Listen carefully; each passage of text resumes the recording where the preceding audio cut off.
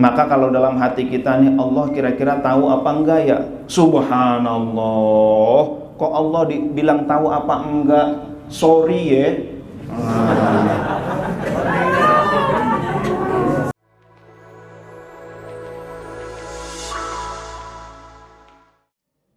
Berarti hari Sabtu malam Ahad kita malam nisfu Sya'ban. Silakan diisi malam nisfu Sya'ban dengan berbagai kebaikan. Banyak hadis dhaif, hadis lemah, hadis palsu tentang nisfu Sya'ban, tetapi banyak juga yang sahih. Jadi suatu saat Rasulullah Shallallahu Alaihi Wasallam tidak ada di rumah. Istrinya nyari, ya Rasul ya, Rasul kok nggak ada, dicari-cari. Rasul sedang sujud digoyang-goyang kakinya sama istrinya. Ternyata Rasul menyelesaikan sujudnya.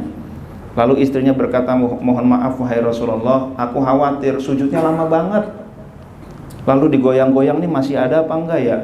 Oh ternyata masih ada, alhamdulillah. Rasul bertanya kepada istrinya, wahai istriku, tahukah malam ini malam apa? Malam ini adalah malam nisfu Sya'ban. Masya Allah, Rasul mengkhususkan tuh malam nisfu Sya'ban. Jadi pada malam nisfu Sya'ban ada yang baca Yasin 3 kali gitu ya. Ada yang baca sholat sunnah mutlak. Ada yang 2 rakaat, ada yang 4 rakaat, 6 rakaat, 100 rakaat. Nah, gitu ya. Nah, hadirin dan hadirat yang dimuliakan oleh Allah Subhanahu wa taala, meskipun begitu tidak mengurangi kita untuk meningkatkan ingatan kita untuk menjadikan momentum Isra Mi'raj sebagai peningkatan kualitas sholat dan kehidupan kita. Amin ya rabbal alamin. Materi yang lalu adalah tentang sholat dan refreshing kolbu kita. Nah, kali ini saya mau tanya, di dalam sholat bacaan yang paling banyak bacaan apa? Ya? Apa? Aku kurang kenceng. Takbir ya, oke takbir. Takbir berapa kali tuh? Allahu Akbar, Allahu Akbar, oke baca takbir. Apalagi yang banyak? Ya, sholawat, iya sholawat banyak, oke ya. Minimal ketika tahiyat itu kita membaca sholawat. Tahiyat tanpa membaca sholawat sah nggak? Nggak sah. Nah itu ya. Apalagi yang banyak kita baca di dalam sholat? Tasbih. Nah itu ya. Maka di dalam Al-Quran ayat yang bercerita tentang Isra Mi'raj diawali dengan tasbih. Subhanalladzi asra bi'abdihi laylam minal masjidil haram.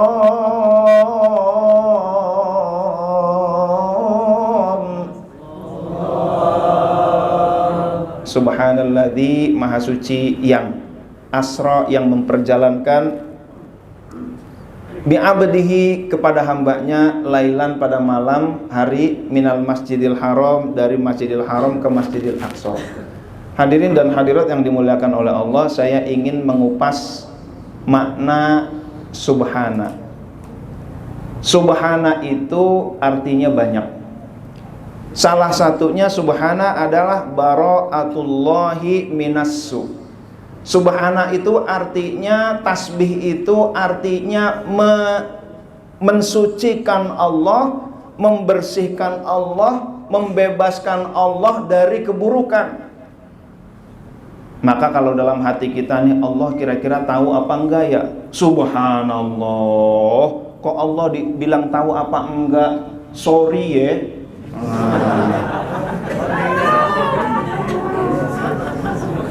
Ketika kita doa, ketika kita rajin ibadah, lalu ternyata ini ekonomi ini nggak naik-naik juga nih kantong. Kira-kira Allah tahu apa enggak ya? Subhanallah, sorry ya, Allah nggak tahu. Na'udzubillah min dzalik. Jadi subhana itu artinya maha suci Allah dari pikiran-pikiran negatif yang ente buat. Maha suci Allah dari keburukan-keburukan yang barangkali terfikirkan oleh kita. Ini Allah kira-kira adil apa enggak ya? Subhanallah, maha suci Allah dari ketidakadilan. Masya Allah. Nah Hadirin dan hadirat yang dimuliakan oleh Allah. Jadi subhanallah artinya apa? Sorry ya, gitu ya. Sorry kalau Allah memiliki kekurangan. Sorry kalau Allah memiliki ketidaksempurnaan. Nah, begitu ya. Mas Bahrun gitu ya.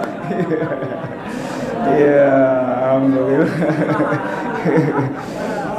Nah, sampai mana tadi ya? Mas Bahrun ya. Sorry ya.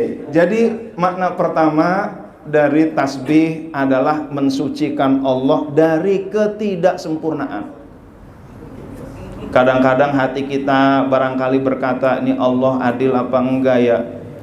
Kok saya udah miskin, dikasih anak banyak, dititipi anak banyak.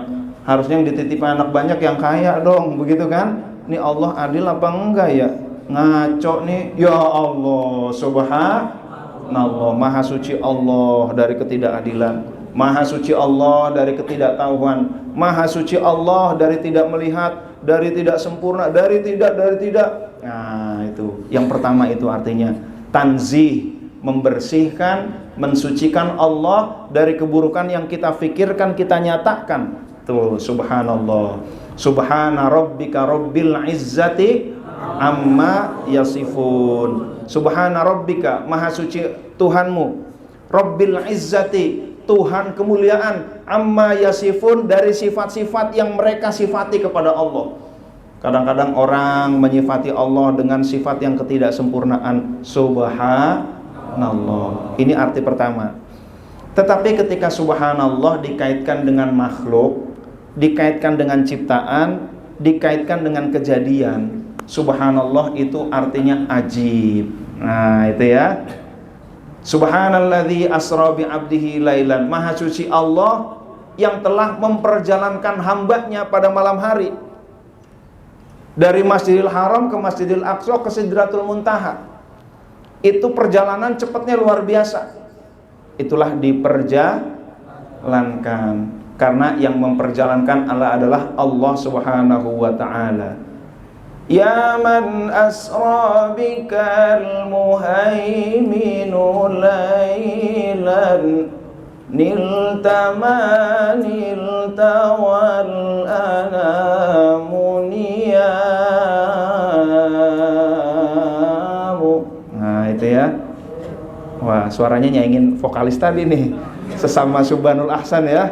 Masya Allah, napasnya panjang lagi tadi ya. Ya Allah. Ya man asra bikal muhaimin, wahai yang diisrokan oleh al-muhaimin. Oh. Ya. Tadi sorry ya. Sekarang al-muhaimin. Apa arti al-muhaimin? Artinya memelihara, merawat. Maka kalau orang namanya muhaimin, ngerawat tumbuhan, hasilnya bagus. Nah, gitu ya. Orang punya sifat al-muhaimin, merawat hewan, hasilnya bagus. Orang punya sifat al-muhaimin, merawat negara, bagus. Tapi menang gak masalahnya? Itu dia. Tapi kita serahkan kepada takdir Allah Subhanahu wa ta'ala. Sorry ya. Iya. Nah, hadirin dan hadirat yang dimuliakan oleh Allah, karena yang memperjalankan adalah Al-Muhaimin yang maha memelihara. Itu jasad Rasul utuh. Kalau bukan maha pemelihara, nggak bisa itu dari Masjidil Haram ke Masjidil Aqsa, ke Sidratul Muntaha, hancur badannya. Tapi karena yang memperjalankan adalah Al-Muhaimin. Nah, itu. Nah, hadirin dan hadirat yang dimuliakan oleh Allah Subhanahu wa taala, untung ini udah selesai pemilunya ya. Oke, kita lanjutkan. Jadi subhanallah ketika kita kaitkan dengan makhluk, kejadian-kejadian alam, lalu kita kaitkan dengan ciptaan-ciptaan Allah, kita katakan subhanallah, ajib. Gunung indah banget, subhanallah. Jangan disalahkan. Kadang-kadang ada orang nyalahin, loh subhanallah itu untuk menegasikan sifat-sifat negatif bagi Allah. Bukan.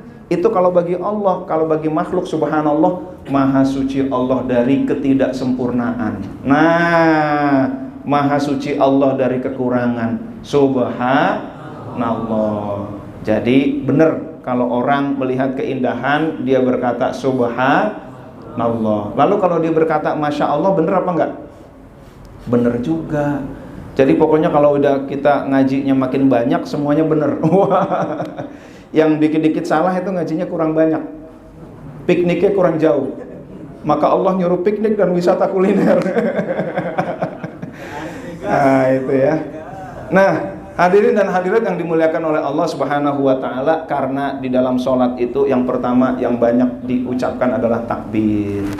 Maka ketika kita memahami makna kandungan sholat, insya Allah sholat kita makin khusyuk. Amin ya rabbal alamin. Yang kedua adalah yang paling banyak tasbih. Nah hadirin dan hadirat yang dimuliakan oleh Allah Subhanahu wa ta'ala, oleh karena itu pada kesempatan kali ini saya ingin menyampaikan tasbih itu ada 3 makna. Oke, dalam penerapannya. Yang pertama tasbih kolbi. Nah, tasbih kolbi artinya apa? Kita menegasikan, kolbu kita meyakini bahwa Allah itu maha tahu. Ini orang ada 1000 orang di perusahaan, kita yakin bahwa Allah maha tahu. Pasti Allah memberi rezeki kepada kita semua. Amin ya rabbal alamin.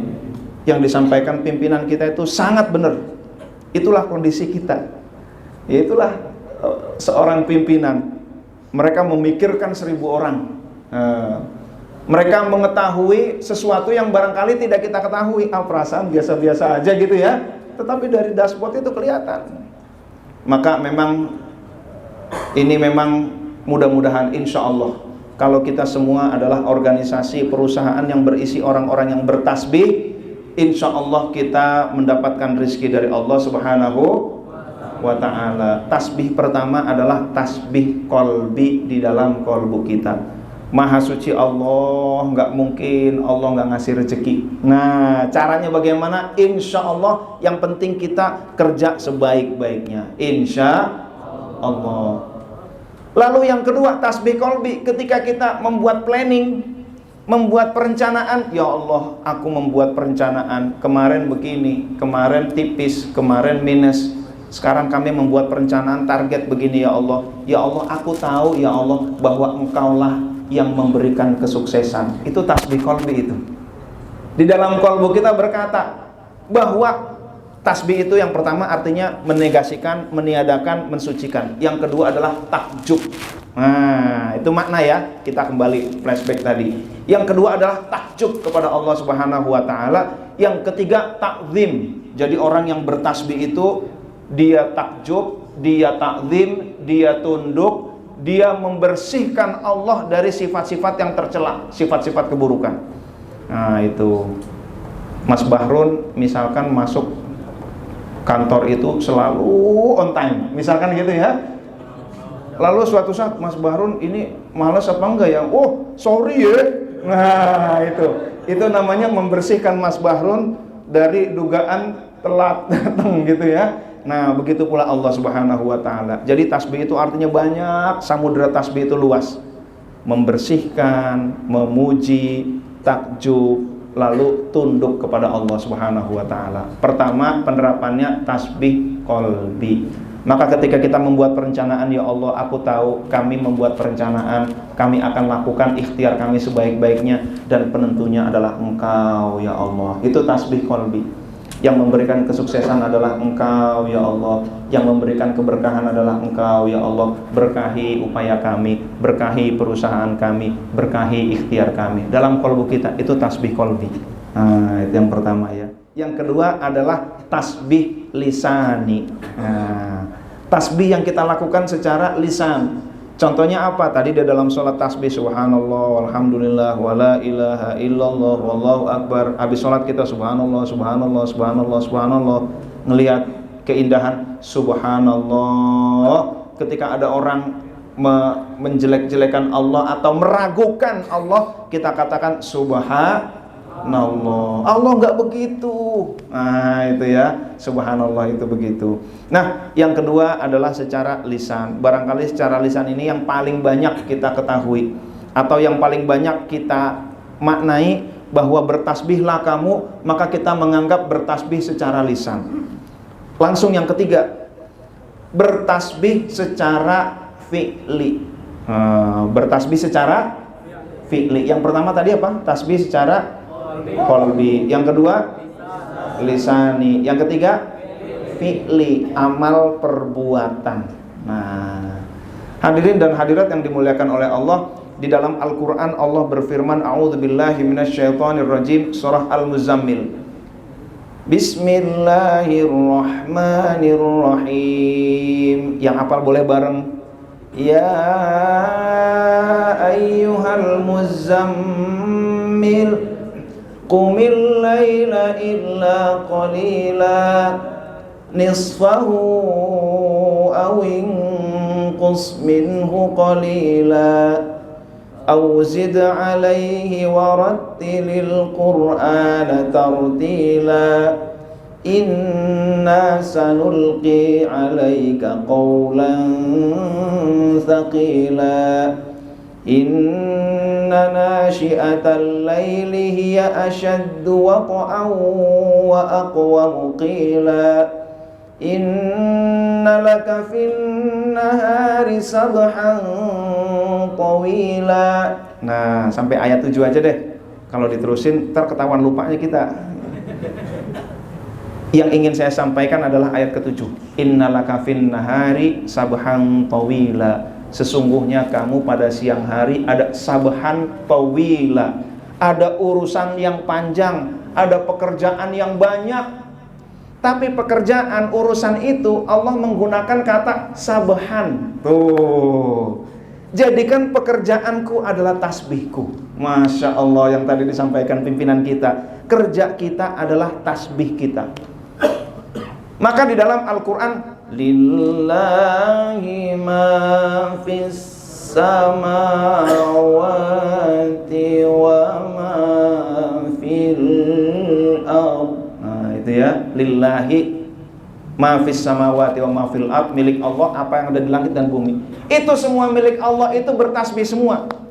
Yusabbihu lillahi ma fis samawati wa ma fil ardil malikil quddusil azizil hakim. Yusabbihu lillah, mensucikan Allah, bertasbih kepada Allah. Apa? Ma fis samawati wa ma fil ard, di langit, di bumi, bertasbih semua. Apakah bertasbih ngomong semua? Batu bertasbih, pohon bertasbih, burung bertasbih. Apakah mereka berkata subhanallah? Ulama berbeda pendapat.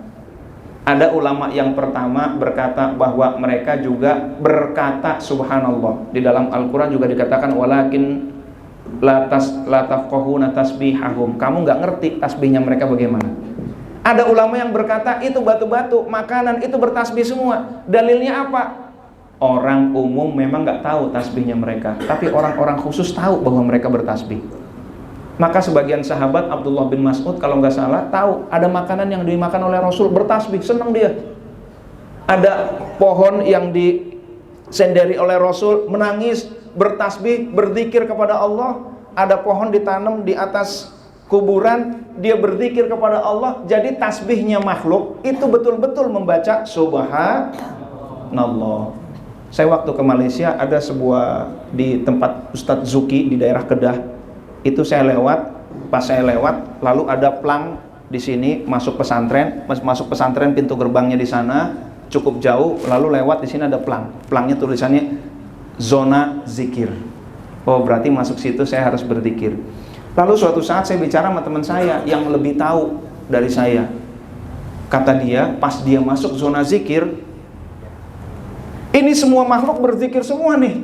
Batu, tumbuhan memang berzikir. Dia keluar lagi dari zona zikir. Sebelum zona zikir nggak berzikir. Ketika masuk zona zikir, oh ternyata zona zikir ini memang semuanya berzikir kepada Allah Subhanahu wa ta'ala. Jadi tumbuh-tumbuhan, pohon itu juga berzikir, cuma yang tahu sebagian saja. Nah hadirin dan hadirat yang dimuliakan oleh Allah, makna kedua, tasbihnya makhluk.